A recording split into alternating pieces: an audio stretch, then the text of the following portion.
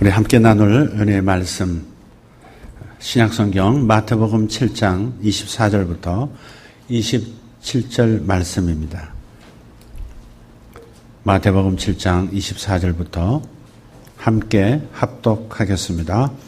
그러므로 누구든지 나의 이 말을 듣고 행하는 자는 그 집을 반석 위에 지은 지혜로운 사람 같으리니 비가 내리고 창수가 나고 바람이 불어 그 집에 부딪히되 무너지지 아니하나니 이는 주초를 반석 위에 놓은 까닭이요 나의 이 말을 듣고 행하지 아니하는 자는 그 집을 모래 위에 지은 어리석은 사람 같으리니 비가 내리고 창수가 나고 바람이 불어 그 집에 부딪힘에 무너져 그 무너짐이 심하니라. 아멘. 영상 한번 보여주셨으면 감사하겠습니다. 이 작품 아시죠? 한 면이 56cm, 세로 56cm, 가로 66cm, 크지 않은 그림입니다. 프랑스 노르망디 출신 화가죠. 밀레 만종이라는 작품입니다. 이분이 원래 개신교 목사님들한테 영향을 많이 받아서 그래서 저 성경에 나오는 이미지를 가지고 그림을 많이 그렸습니다. 씨 뿌리는 자라는 그림도 있고요. 또 추수하는 그림도 있고요. 모두가 일상 속에서 풍속화를 그리고 풍경화를 그렸지만 성경에 기인한 그런 이미지들을 담아내는 풍속화를 많이 그렸습니다. 자연주의 화가이라고도 불리고요. 또 혹은 사실주의 화가라고도 분류가 되기도 합니다. 이분의 그림 밀레 만종, 이게 가장 유명한 작품이죠.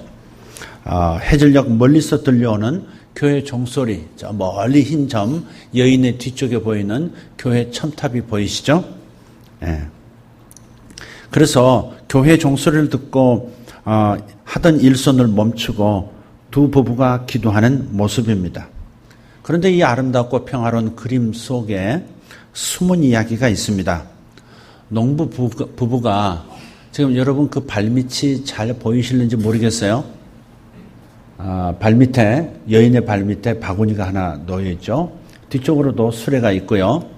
그 아래 그 있는 그 바구니 안에 감자 씨와 밭일 하는데 필요한 도구를 담은 그런 바구니로 사람들은 알고 있습니다. 그런데 사실은 그 바구니에는 씨감자가 들어있었던 게 아니고요. 그들의 사랑하는 아기의 시체가 들어 있었다고 합니다.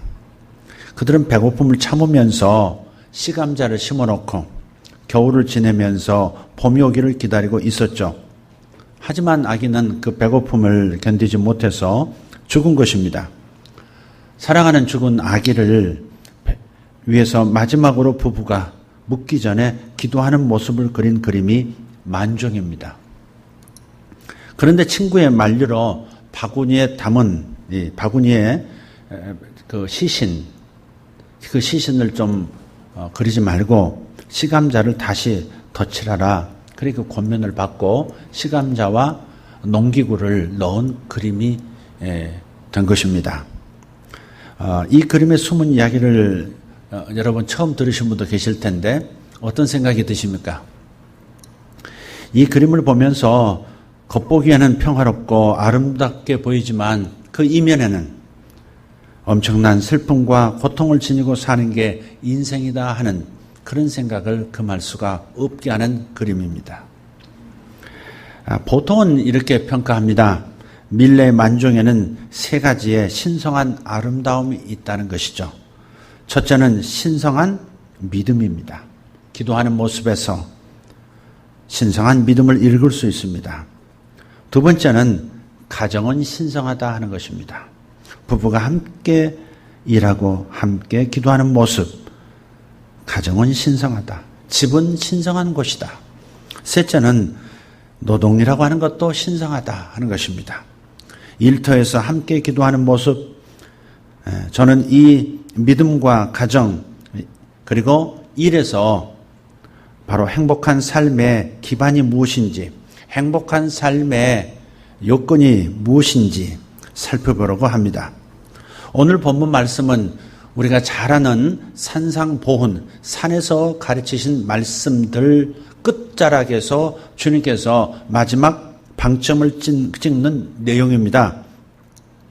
지금껏 주신 말씀을 들은 사람들은, 그리고 실천하는 사람들은 그 인생의 집을 반석 위에 지은 사람과 같다. 또 반대로 들었던 말씀의 실천자가 되지 못한다면 모래 위에 세운 인생 같은 집이 될 것이다. 그렇게 말씀을 하고 있는 겁니다. 기초가 잘못된 집은 쉽게 무너지고요. 기초를 반석 위에 두고 세운 집은 어떤 비바람에도 무너지지 않는다 하는, 그래서 그것이 우리의 인생의 기초가 되게 하자 하는 강조의 말씀을 주님께서 하고 계시는 것입니다. 무엇에, 그리고 어디에, 누구에게 삶의 기초를 두고 살아가야 하느냐, 우리에게는 참으로 중요한 문제가 아닐 수 없습니다. 이것이 곧 우리 인생의 행복과 불행을 결정짓기 때문에 그렇습니다. 삶의 기반과 관련해서 오늘 사람을 두 종류로 주님께서 분류하고 있습니다. 한 종류는 흔들리는 것 위에 세운 인생집, 소위 세속적인 가치들 위에 인생의 기초를 두고 살아가는 사람들입니다. 이런 가치들이 사라지면 그의 인생 또한 무너지게 되는 것입니다.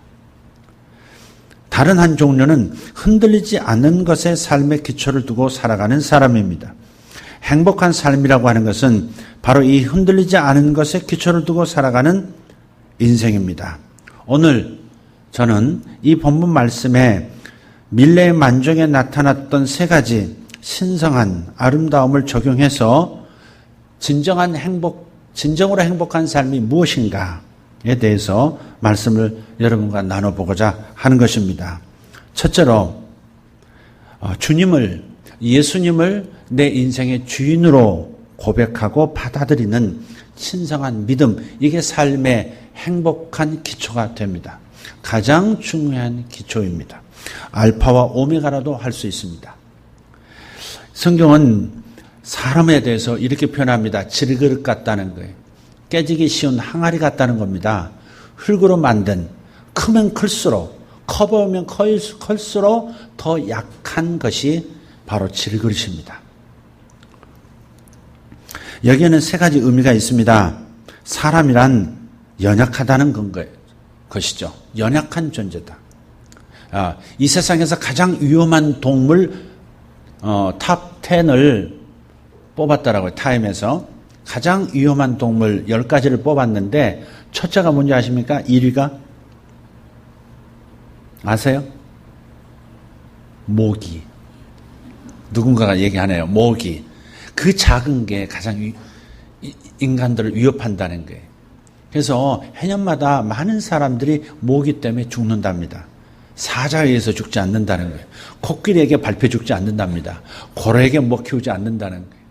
가장 작은 종류인 곤충, 모기, 그게 1위예요. 인생은 그만큼 연약한 존재라는 거죠. 자, 어떤 화학가가 인체를 놓고 분석을 했습니다. 그걸 또 발표를 했어요. 자, 한 사람의 지방을 가지고 6조각의 비누를 만들 수 있답니다. 저는 좀 더 많이 나올 것 같아요. 배가 좀 많이 나와서 한 10조각 나오지 않을까 이런 생각이 듭니다. 그리고 사람 몸에서 나온 인이라고 하는 성분으로 성냥 220개 피를 만들 수 있답니다. 그리고 석회질로는 닭장 하나를 소독할 수 있는 성분이 나오는 것이고요. 유황으로는 개 한 마리에 있는 벼룩을 모두 죽일 수 있는 소독약이 만들어진답니다. 철로는 못 하나 만들 수 있답니다. 여러분 몸 안에 못 하나 있는 겁니다, 지금. 그 밖에는 소금이 한 줌이고요. 설탕도 한 줌이고, 한 컵이고, 또, 화약을 만들어서 총으로 한 번 쏠 수 있는 약간의 질소가스가 있고요. 나머지는 모두가 수분이라는 겁니다. 돈으로 환산하면 몇만 원 안 된대요. 10만 원짜리 옆으로 한번 이렇게 보시죠. 겉으로 보면 이 질그릇들은 10만 원 가치도 없다는 거예요.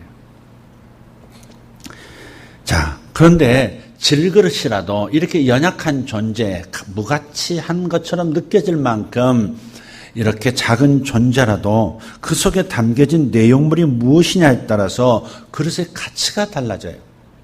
우리 인생도 마음에 무엇을 품느냐에 따라서 존재 가치가 결정됩니다. 하나님의 아들, 우주를 창조하신 조물주, 그분을 내 마음에 모시고 산다면, 그렇다면 우리는 우주 안에서 가장 가치 있는 존재가 되는 것이죠. 믿으십니까? 그분 때문에 우리가 진정한 가치 있는 인생이 되는 거고 살만한 인생이 되는 겁니다. 살면서 슬픔과 절망을 한 번도 느끼지 않는 사람은 없을 거예요. 인생에는 고통이 있어요. 슬픔도 있습니다. 피곤함 있고 절망도 있고 처참함도 때로는 나타납니다. 삶의 권태도 있고 무기력감도 있고 죄의식으로 인한 견딜 수 없는 수치심도 있고 외로움도 있습니다. 죽음에 대한 두려움 만만치 않습니다.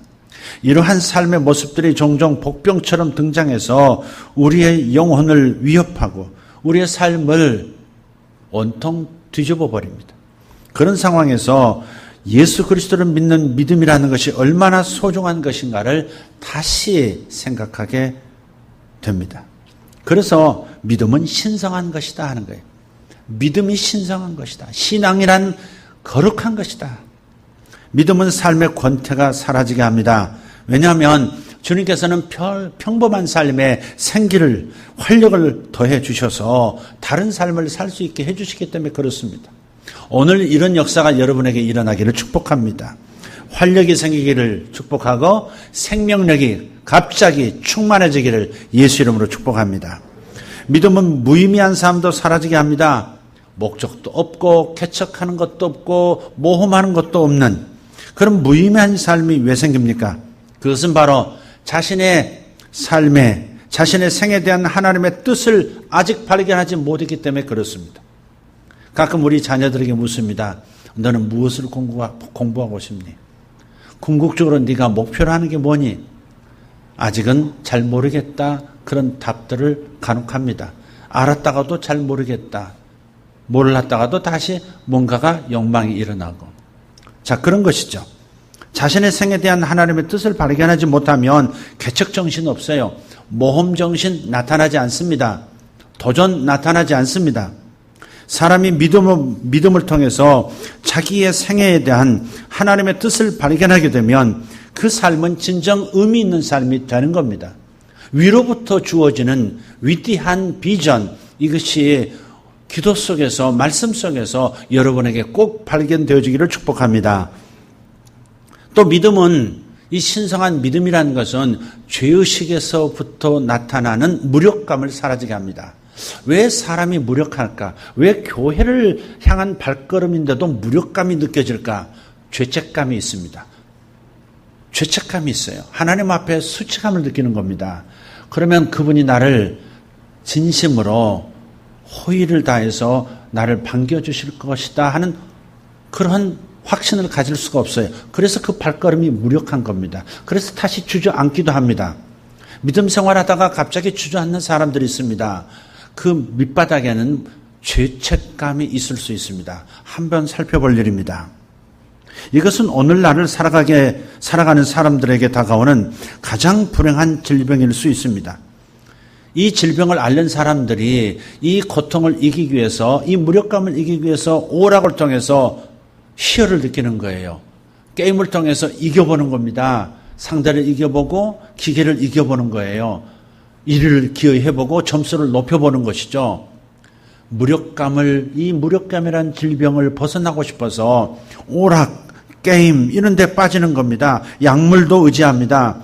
그러나 이것들은 일시적인 위안일 뿐이죠. 깨어나면 다시 약물을 찾고 다시 자극적인 무엇인가를 찾아가게 되어 있습니다. 그래서 이 병은 사라지지 않는 거예요. 다만 예수님을 믿을 때 다가오는 하나님의 용서와 하나님의 그 크신 사랑에 대한 확신만이 이 널리 퍼져 있는 현대인들의 병을 치유할 수 있습니다. 또 믿음은 견딜 수 없는 외로움도 사라지게 만들어줍니다. 하나님께서는 우리가 예수님을 믿을 때 외로움을 해결하기 위한 우리 외로운 인생들이 외롭지 않게 되어지도록 돕는 이중적 해결책을 우리에게 주십니다. 하나는 예수님께서 친히 친구가 되어주심으로써 외로움을 면하도록 없애주시고요. 또 하나는 예수님을 믿는 다른 사람들과 한 가족이 되게 하심으로 외로움을 없애주시는 거예요. 믿음은 죽음에 대한 두려움도 사라지게 합니다. 죽음을 가만히 생각해 보세요. 내 인생에서 가장 강력한 왕 같은 시위를 하는 것이 죽음이라는 걸 아실 거예요. 모든 두려움의 밑바닥에는 죽음에 대한 두려움이 있습니다. 이대로 죽어가라는 것에 대한 두려움, 죽음 이후를 준비하지 못했다는 두려움, 이대로 사랑하는 것들을, 사랑하는 사람들을 어떻게 두고 갈 수 있느냐 하는 이 두려움이 우리 심령 속에 왕노릇하고 있습니다. 그래서 사망이 왕노릇한다고 성경은 말씀하고 있는 거예요. 어느 누구도 죽음 앞에 대적해 설 수가 없어요. 모든 불행의 원천은 죽음의 그림자에서 비롯된다고 해도 과언이 아닙니다. 그러나 우리 예수님께서 죽음을 정복하셨습니다. 무덤 문을 스스로 열고 나오신 유일한 분, 그분이 열어놓으신 하늘길, 우리도 갈 수 있습니다. 부활하신 주님의 생명이, 그 생명의 특징이, 그 DNA가 우리 안에 있기 때문에 하나님의 아들을 믿는 자들 안에 하나님의 부활의 생명의 능력이 깃들어 있기 때문에 죽을지라도 다시 살아나는 엄청난 역사가 우리를 기다리고 있기 때문에 소망을 가지고 죽음에 눌리지 않고 살아갈 수가 있는 것입니다. 믿음을 가진 사람에게도 또 실망스러운 일이 간혹 찾아오기도 합니다. 사랑하던 사람, 곁에 있는 사람에게 실망을 하기도 하고, 교회에 실망하기도 하고, 교인들에게 실망하기도 합니다. 또 인생의 고난 때문에 실망할 수 있습니다. 인생의 고난이 너무 오래돼서, 너무 짙어서, 너무 아파서 하나님에 대한 원망과 함께 하나님에 대한 그러한 차가운 마음도 있을 수 있습니다. 그러나 세상을 좀 넓은 바다처럼 바라보면 차가운 한류가 지금 내 몸을 얼게 만들고 있는 것 같지만 그 한류 밑으로, 한류 겉으로 따뜻한 난류가 흐르고 있다는 사실을 발견하게 됩니다. 바다는 한류만 있는 게 아니에요. 난류도 있습니다. 한류가 지금 동쪽에서 서쪽으로 흐르고 있고 내 몸이 차가운 한류 속에 담겨져 있는 것 같지만 조그만 밑으로 들어가 보면 따뜻한 물이 반대로 흐르고 있다는 것도 발견하게 됩니다. 이 넓은 세상 속에 거칠고 죄악과 두려움만 있는 게 아닙니다. 하나님의 자비와 은총이 곳곳에서 나타나고 있다는 사실도 눈을 조금만 뜬다면, 믿음의 눈을 뜬다면 볼 수 있게 되어질 것입니다. 그러므로 우리가 예수 그리스도를 믿는다는 것이 얼마나 위대한 일인지 몰라요.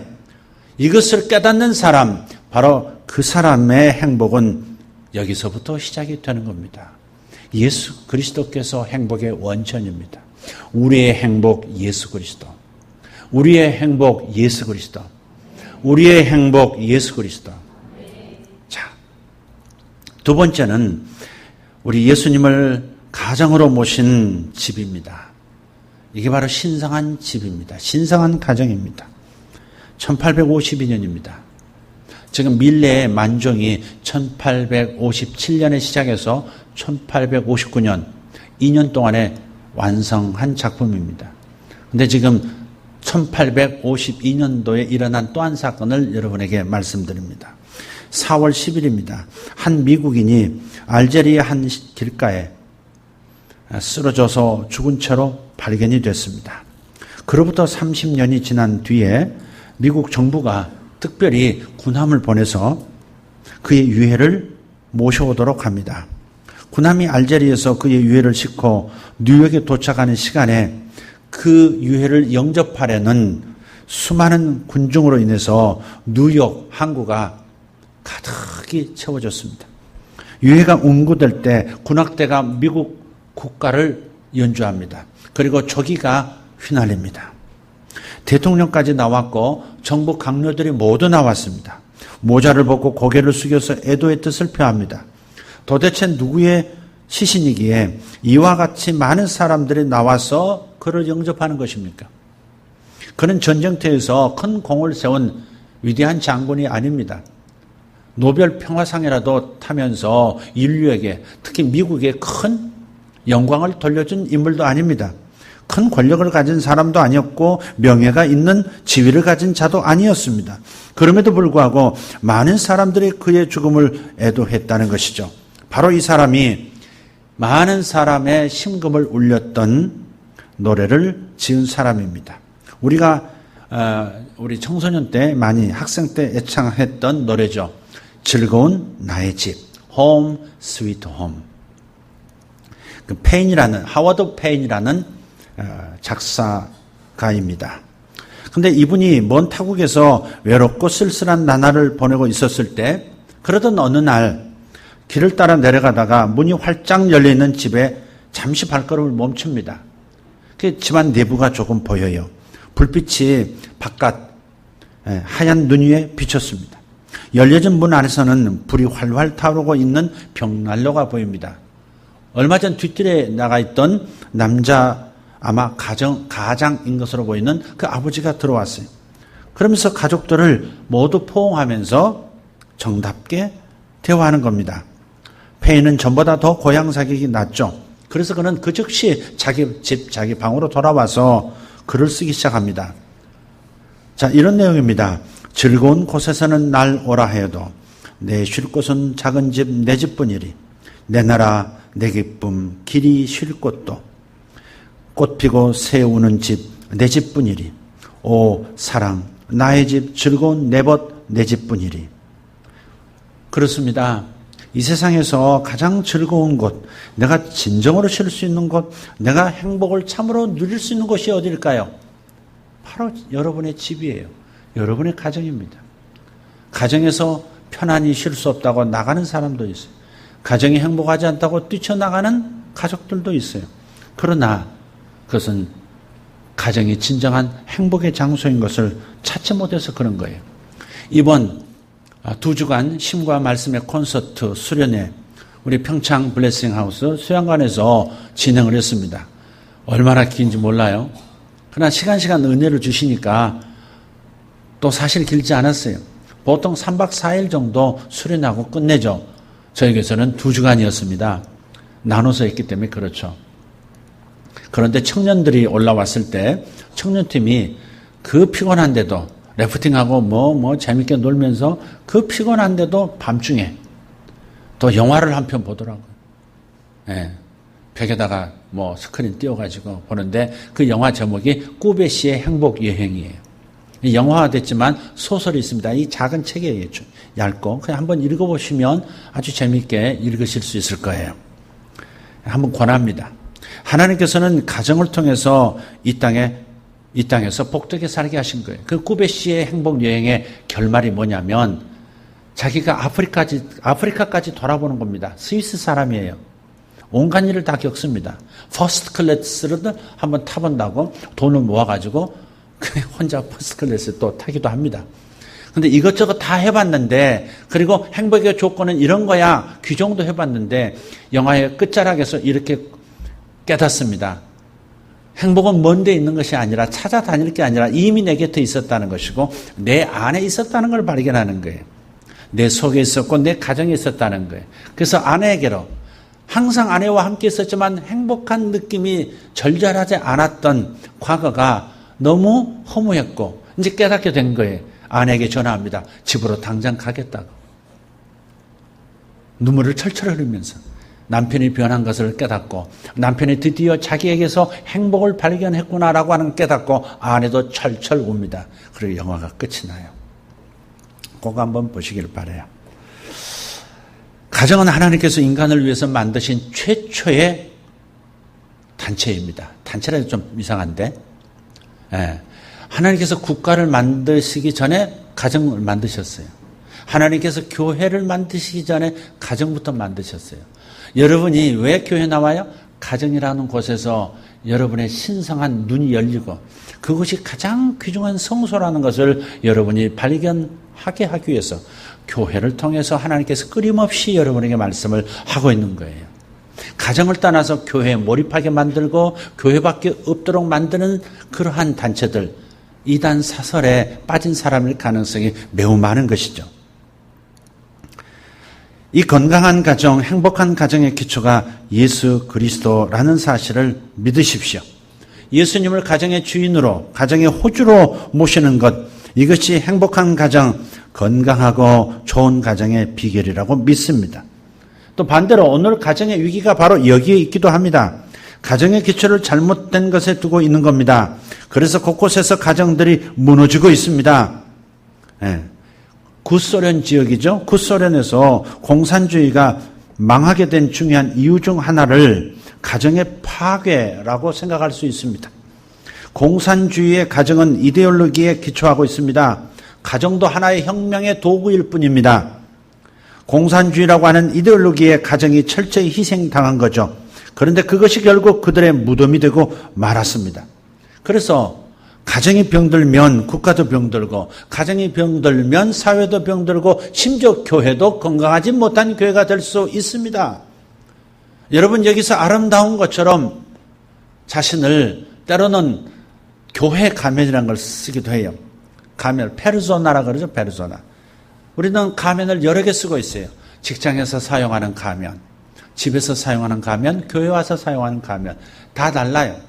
친구 만날 때, 또 빚쟁이 만날 때, 다 가면이 달라요.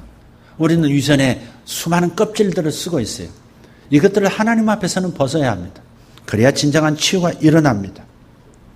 여러분, 이곳에서 치유받고 가정에서 행복을 누리시는 분들 되길 바라고, 또 일터에서도 세상에 나가서도 행복한 사람들이 되기를 목사로서 간절히 바라고 축원합니다. 디트로이트라고 하는 미국의 도시 있습니다. 일명 자동차 도시입니다. 그곳에 자동차 왕 헨리 포드의 박물관이 있습니다. 그 박물관에 포드가 평생 자주 했던 말이 새겨져 있다고 합니다.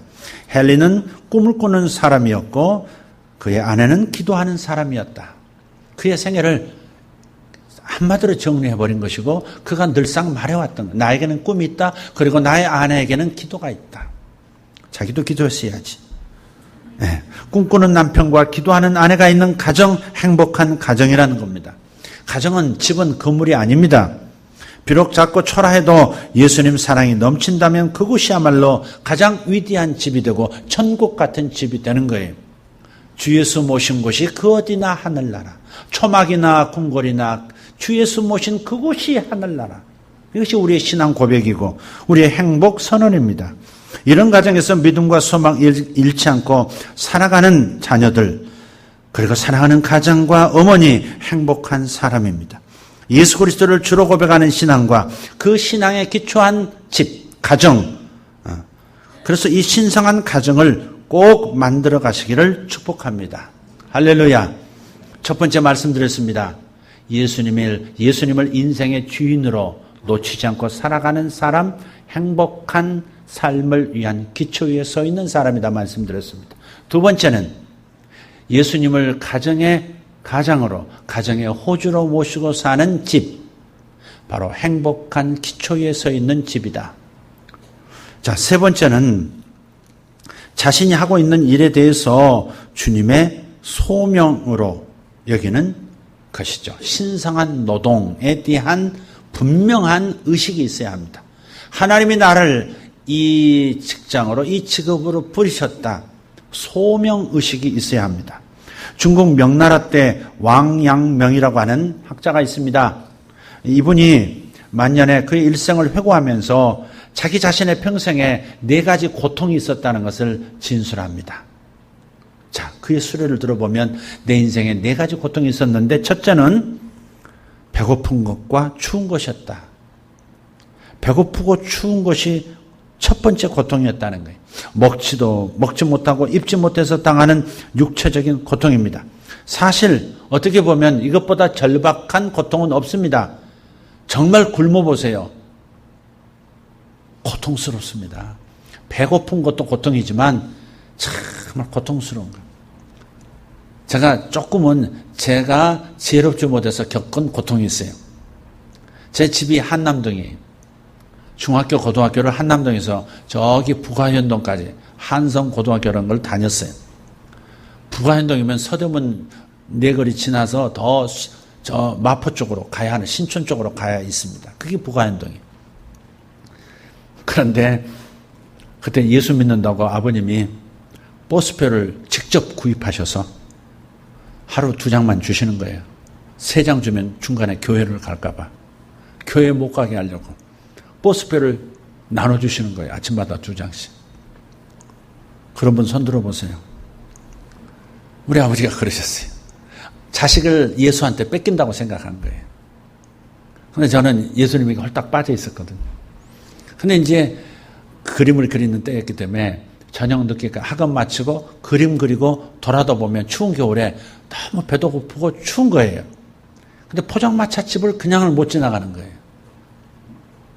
그 버스표 주면요, 오뎅 국물하고 오뎅 한 꼬치 줬거든요. 그 오뎅 한 꼬치 먹고 국물을 5-6잔 마시고 오면 너무 기분이 좋은 거예요. 돈을 잃지 않으셨으니까, 교회 갈까봐. 근데 그걸 넘기질 못하고 참새가 방앗간 못 지나가듯이 그걸 톨짝 마시고 북한현동에서 한남동까지 걸어오는 거예요. 서대문을 거쳐 이화여고 앞을 거치고 남산 순환도로로 이렇게 남산 뺑뺑 돌아서 걸어가면 남산 터널로는 못 걸어가잖아요. 그러니까 한남동까지 오는 거예요. 2시간, 3시간 걸려요. 어떨 때는 통행금지 걸리는데 그런데도 오뎅을 먹고 그게 한두 번이 아닙니다. 왜 그랬는지 모르겠어요. 철딱선이 없죠. 이게 배고프면, 춥고 배고프면 이것보다 절박한 게 없어요. 아주 생존적 차원에서 당하는 고통이기 때문에 가장 견디기 힘든 고통일 수 있습니다. 이 왕양명이 말하는 자기 인생을 수리하면서 말했던 두 번째 고통은 냉대받는 것, 이거 못 견디겠다라는 거예요. 먹고 배부른 것도 있는데 또 옷을 입고 춥지 않은데 다른 사람들로부터 멸시를 받습니다. 사람들이 나를 인정을 안 해주는 거예요. 냉소적으로 대하는 거예요. 이것 또한 견디기 어려운 고통이라는 겁니다. 세 번째는 염려와 걱정이라는 거예요. 정서적인 고통입니다. 생각해보면 세상에서 염려처럼 필요 없는 것도 없어요. 염려가 필요합니까? 염려처럼 필요한 건데 염려를 그렇게 안 놓고 솥단지 끌어안듯이 끌어안는 것이 우리예요. 솥단지 하니까 생각나는 게 있습니다. 어떤 사냥꾼이 외아들을 뒀어요. 2사람 사이에 아들 하나 뒀어요. 너무 귀한 아들이었죠. 근데 평생 사냥꾼으로 살아왔고 자식의 길을 열어주지 못했으니까 자식도 유능한 사냥꾼 되어서 벽 옳지 않고 살게 하려고 어느 날 이제는 사냥을 보여주리라 하고 나귀에 태워서 산으로 들어갔어요. 근데 갑자기 저쪽에서 사슴이 튀는 거예요. 그래서 저 사슴 잡아오겠다고 절대 딴 데 가지 말고 여기 있어 하고서 아들과 나귀를 놓고 사슴을 쫓아갔어요. 한참 뒤에 사슴을 어깨 메고 돌아왔는데 나귀는 온데간데 없고 아들이 뼈만 남은 거예요. 맹수한테 당한 거예요. 그 사이에. 그래서 그냥 그 자리에 쓰러지듯 넘어져서 그냥 대성통곡을 하고 지나가던 어떤 약초꾼이 나이 든 약초꾼이 그 고통 그 상황을 보고 위로를 합니다. 어떻게 위로가 되겠어요? 근데 마지막으로 그분이 이런 얘기를 해줍니다. 내려가셔서 이러지 말고 내려가셔서 당신 사는 마을에 염려와 걱정 없는 집을 찾아서 그 집에 솥단지 빌려다가 당신이 지금 사냥해 온 그 고기를 삶아 먹으면 슬픔과 고통이 치료가 될 겁니다. 잊혀질 겁니다. 그런 거예요. 이분이 뭐 깊이 들었는지 모르겠어요. 내려와서 올 때 이제 진짜 염려가 시작되는 거예요. 자기도 고통스럽지만 이 사실을 어떻게 안이하게 얘기할까? 내 아내는 죽어버릴 텐데 어떻게 할까? 그것이 염려가 돼서 자기 슬픔도 잊고 내려왔어요. 그런데 그때 그 약초캐는 노인이 했던 말이 생각이 나는 거예요.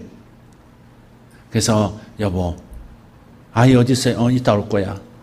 여보, 동네 좀 다니면서 걱정과 근심이 없는 집을 찾아서 그 집 솥 좀 빌려오라고. 그거 삶아 먹으면 아주 운이 좋대. 아내가 나가서 걱정 근심 없는 집을 두루두루 다 찾았는데 다 걱정 근심이 있더래요. 그래서 빈손으로 돌아왔어요. 그리고 뭔가 느낀 거예요. 남편이 얘기해 줍니다. 자초지종을 듣고 역시 아내가 쓰러졌지만 그러나 걱정과 근심 없는 인생은 없다라는 것을 다시 한번 자기 몸으로 체득하고 돌아와서 빨리 그것을 극복하고 다음 자녀를 받았다 하는 얘기를 읽은 적이 있습니다. 아마 전해져 내려오는 아마 만들어진 이야기가 아닐까 싶습니다. 틀림없이 그럴 거예요. 그러나 염려와 걱정, 이 정서적인 고통이라고 하는 것은 참 백해무익한 것인데도 불구하고 사람들이 이것을 스스로 마음 안에 두고 버리지 못하고 살아가고 있습니다. 마지막 왕양면의 네 번째 고통, 가장 견디기 힘든 고통은 바로 한가로움이었다는 거예요. 한가로움. 이상하게 들릴지 모르겠습니다. 한가로움이 가장 큰 고통인데 왜냐? 해야 할 일이 없고 할 수 있는 일이 없는 거예요. 그래서 고통스럽다는 거예요. 제일 견디기 어렵다는 거예요. 사람은 일을 해야 합니다. 사람은 일을 해야 해요. 행복과 보람은 일을 하는 데 있는 겁니다. 성경 창세기 3장에 보면 하나님께서 범죄한 아담에게는 이마에서 땀이 흘려야 그런 수고를 해야 땅이 소산을 너에게 주리라 이렇게 말씀하셨어요. 범죄한 하와에게는 해산의 고통이 있을 것이다. 그렇게 말씀하셨어요. 그렇지만 이 말씀에는 이런 뜻도 담겨 있는 겁니다. 땀을 흘리고 일을 한 다음에야 보람을 찾을 수 있고 의미를 깨달을 수 있고 행복을 느낄 수 있다는 것을 말하고 있는 겁니다. 사람은 그래서 일을 해야 합니다. 행복과 보람은 일을 하는 데 있습니다. 많은 사람이 은혜를 받습니다. 말씀에 공감하고 이해가 되고 아멘이 나오고 뜨거운 가슴에 도전을 받습니다. 그런데 도전받은 그 말씀을 나가서 행동하지 않습니다. 들었던 그 좋은 감동, 느꼈던 그 충격, 그것을 행동으로 옮겨야 열매가 맺힐 텐데, 변화가 일어날 텐데, 감동받고 은혜받고 충격받고 끝나는 예가 부지기수라는 겁니다. 행동해야 합니다. 일을 하면서 여러분이 의미를 느끼고 행복을 느낄 수 있다고 들었으면 일을 하는 겁니다. 어떤 일이든 하나님께서 부르신 일, 하나님께서 지금 이 시간, 지금 이 날에 하라고 하는 일이라 생각하고 천한 일이 됐든 귀한 일이 됐든 하는 겁니다. 그럴 때 행복해지는 거예요. 미국의 자동차 왕 헨리 포드, 아까 말씀드렸죠. 장작불 때는 난로 앞에 이런 글을 자기가 손수 새겨놨다고 합니다. 장작을 몸소 패면 겹으로 더워진다. 무슨 말인지 아직 모르겠습니까? 장작을 몸소 패면 겹으로 더워진다. 얼마나 멋진 말입니까? 몸소 장작을 패면 패는 동안에 덥고 그 장작으로 불을 떼면 또 그래서 덥고 이중으로 따뜻할 수 있다 하는 거죠. 일하는 것이 사람에게 유익을 주고 행복하게 해준다는 의미입니다. 여러분, 음식으로 인한 즐거움, 음식의 낙이 적지가 않습니다. 이번 산에서 은혜 받았다는 것은 부엌에서 그렇게 적어도 몇 끼 식사가 뷔페더라고요. 거의 10가지가 나와요. 10가지가. 10가지는 제가 좀 과장됐네. 한 7, 8가지. 9가지 하면 8, 9가지. 그러니까 이게 이 맛있는 이 식사가 나오니까 은혜 받았다고 느낀 거 아닌가. 이런 생각도 해봤어요. 네. 이거 수고한 분들 참 많아요. 근데 음식의 낙이 적지가 않거든요. 그 음식 한 끼 점심 먹으려고 2시간을 달려가서 먹고 오는. 심지어 어떤 돈 많은 집의 딸은 일본 무슨 도시에 인천공항 가서 비행기 타고 거기서 무슨 우동 한 그릇 먹고 오더라고요. 이건 조금 그렇습니다. 여유가 있는 사람은 그게 일상일 수 있겠습니다만은 우리 같은 사람 볼 때는 저건 재미가 있나? 저렇게까지 수고해야 되는 이런 생각이 들어요. 우동 한 그릇 먹으러 일본까지 가고 적어도 몇 주에 한 번씩 일본 가서 그 우동 먹고 오더라고요. 얼마나 맛있길래 그럴까? 누가 나 좀 한번 데려가 줘요. 네. 근데 열심히 일한 상태에서 허기진 그 상황에서 음식을 먹으면 진정 맛이 있는 음식이 되고 의미가 있는 거죠. 일이 음식을 맛있게 만드는 거예요. 돈도 재물도 마찬가지입니다. 돈 많은 아버지가 자식에게 돈을 물려줄 수 있어요. 재물 많이 넘겨줄 수 있어요. 그러나 그 돈을 벌면서 얻는 행복은 절대 물려줄 수 없습니다. 그 기쁨과 그 행복은 물려줄 도리가 없어요. 왜냐하면 그것은 일한 자의 몫이기 때문에, 이 일을 한 사람의 몫이기 때문에 진정한 돈에 그리고 재물을 모으는 것의 즐거움은 그냥 물려받은 사람에게는 적은 거예요. 그런데 중요한 게 있습니다. 일을 함에 있어서 보다 중요한 것은 일하는 마음가짐입니다. 어떤 자세로 일하느냐 하는 거예요. 일을 한다고 다 행복하고 일한다고 다 건강해지는 거 아닙니다. 일하는 태도가 바로 되어져야 합니다. 그렇지 않으면 일 때문에 더 스트레스 받고요. 일 때문에 병도 생기기도 합니다. 영국의 극작가 버나드 쇼가 이렇게 말합니다. 세상에서 가장 바보스러운 사람은 자기 직업을 의무로 생각하는 사람이다. 다시 말씀드릴까요? 이 세상에서 가장 바보스러운 사람, 미련한 사람은 자기 직업을 의무로 생각하는 사람이다. 정말 맞는 말입니다. 의무 때문에, 내가 가족 부양이라는 의무 때문에, 안 하면 안 되기 때문에, 이 의무 때문에 하는 일은 참으로 괴롭고 따분한 거예요. 물론 가족을 부양한다는 높은 가치를 즐겁게 하면 되겠습니다마는 그냥 자기 자신이 무료하고 힘들다고 생각하는 그런 시간을 말하는 거죠. 예. 발명왕 에디슨 아시죠? 하루 18시간 일했습니다. 24시간에서 18시간 일하면 4시간 잔다는 거죠. 4시간 자는 거예요. 그런데 이분은 사실은 낮에 깨었을 때 그 18시간 일하면서 연구하다가 맥히면 선잠을 자요. 한 5분 깜빡 기대고 자요. 그러면 답을 얻어가지고 발명을 완성시키고. 그렇게 해서 수천 가지 발명을 한 거예요. 미국 사회를 굉장히 부강하게 만들어준, 기업과 굉장히 연결해서 기업에 돈을 벌어준, 국가에 이익을 끼친 사람이 에디슨이죠. 하여튼 선잠을 많이 자서 꿈을 통해서 답을 많이 얻었던 사람이에요. 오후에는 꿈에 대한 얘기를 조금 심도 있게 다른 각도에서 한번 나눠볼까 이런 생각을 하고 있습니다. 자, 그런데 이분이 18시간 일했지만 조금도 힘들지 않다고 얘기하는 겁니다. 누가 얘기해도 재밌다고 얘기하는, 그러니까 일을 재미로 했고요. 일보다 즐거운 것이 없었기 때문에 그렇게 일을 한 겁니다. 일 자체를 즐겼기 때문에 하루에 18시간 일해도 따로 쉴 필요가 없었던 것이죠. 유명한 문학가가 한 번은 식당에 들어가서 점심을 먹는데 그를 알아본 사람들이 셰익스피어입니다. 사람들이 몰려들어서 모자를 벗고 인사를 하는 거예요. 존경받는 작가죠. 그런데 저 멀찌감치 문간에서 자기를 쳐다보고 있는 청소하는 남자를 우연히 눈이 마주쳤어요. 근데 그 남자분이, 청소하는 분이 한숨을 푹 쉬는 거예요. 그래서 조용한 시간에 그를 찾아가서 왜 아까 나를 보고서 한숨을 그렇게 쉬었습니까? 무슨 사연이 있습니까? 물었더니 그가 이렇게 말합니다. 저도 선생님과 같은 남자인데 선생님은 그렇게 많은 사람의 존경을 받고 저렇게 살아가시는데 저는 한 끼 밥을 벌기 위해서 이렇게 온종일 마당만 쓸고 있고 식당 바닥 청소만 하고 있으니 내 자신이 너무 한심스러워서 지금 한숨을 쉰 모양입니다. 죄송합니다. 이때 셰익스피어가 청소부를 향해서 말합니다. 친구여, 한탄하지 마세요. 그들은 지금 조물주 하나님께서 지어놓으신 이 세계의 한 모퉁이를 깨끗하게 하고 있는 중입니다. 그런 책임을 감당하고 있는 거예요. 만일 그대가 이 책임을 감당하지 않으면 하나님께서 지어놓으신 이 지구의 한 모퉁이는 여전히 더러워져 있을 겁니다. 자, 어떻게 기쁨을 느끼면서 일을 할 수 있을까? 내가 지금 하고 있는 일이 어떤 일이든 그 일에 대한 소명의식을 갖는 것입니다. 그 일을 하나님께서 내게 맡기신 일로 생각하는 거예요. 여기에 일에 보람이 있고 기쁨이 있고 즐거움이 있고 행복이 시작되는 겁니다.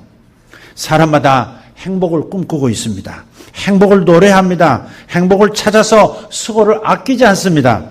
그럼에도 불구하고 많은 사람들이 행복하지 못한 삶을 살아가고 있다고 스스로 평가하고 있습니다.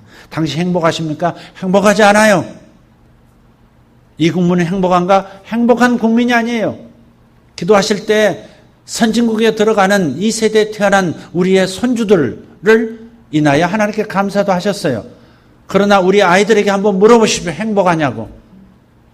입시를 향해서 달려가는 우리 아이들이 행복하냐고.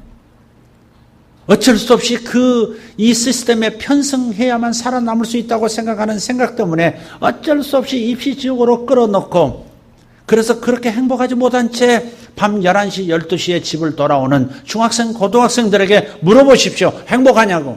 행복하지 않습니다. 이 물줄기 바꿔놓아야 하는 것입니다.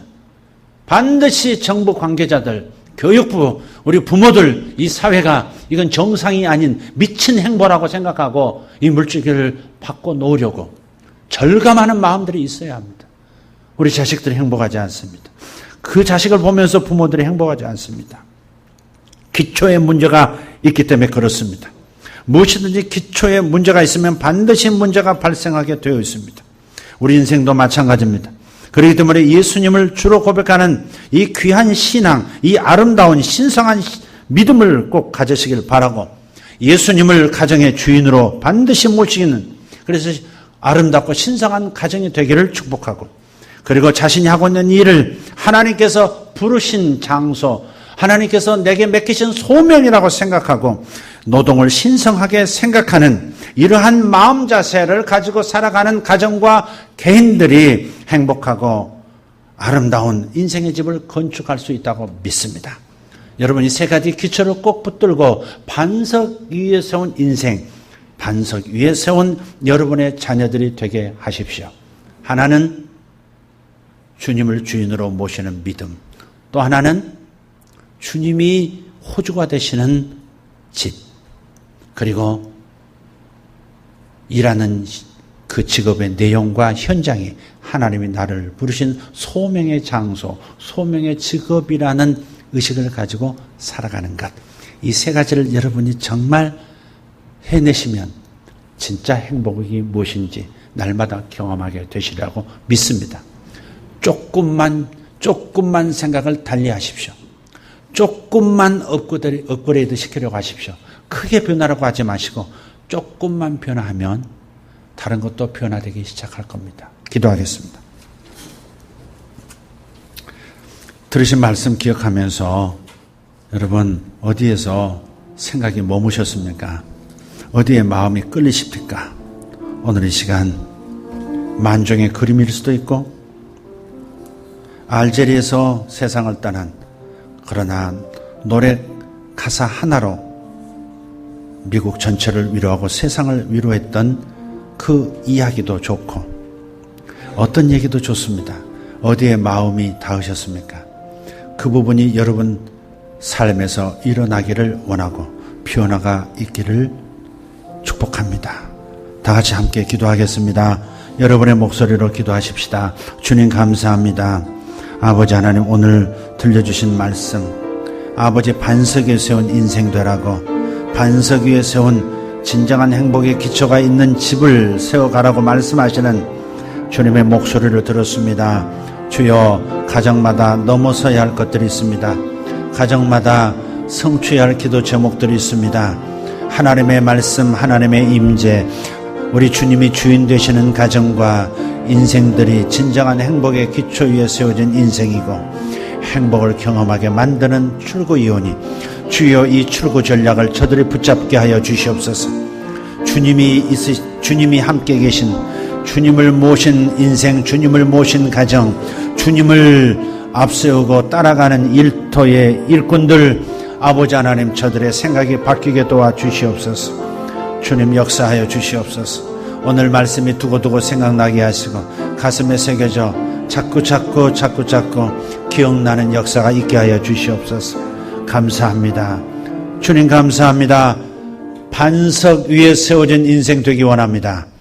흔들리지 않은 것 위에 세워진, 흔들리지 않는 가치관 위에 세워진 일터가 되기를 원하고 가정이 되기를 원합니다.